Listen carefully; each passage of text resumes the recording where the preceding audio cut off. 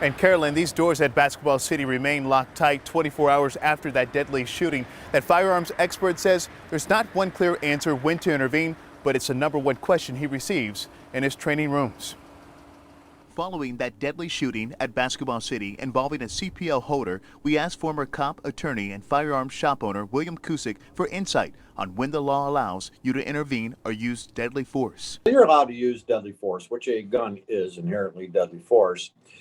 You have to be facing immediate risk of life-threatening injury or death. Now, if you were to intercede on a third party's behalf, they would have to be facing immediate risk of life-threatening injury and death. And if they were, then I think you're kind of okay in that scenario.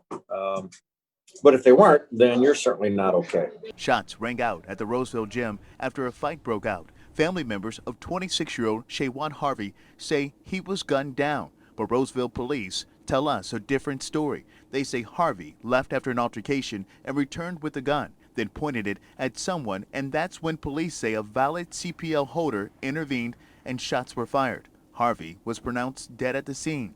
Cusick wants to know how the guns got inside. You're not allowed to carry a gun concealed in a sports arena or stadium.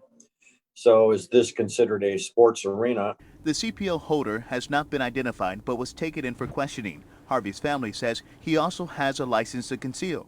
Cusick says he often warns people in his CPL training classes to make sure they know the facts first. If you don't know enough about the situation, you could certainly make a critical mistake. And he says prosecutors will be taking a close look over all the evidence. We made multiple attempts to get in touch with the owner here of Basketball City, and we have not heard back yet. Meantime, we'll be reaching out to police to get more answers. Live in Roseville, I'm Rudy Harper. Back to you, Carolyn.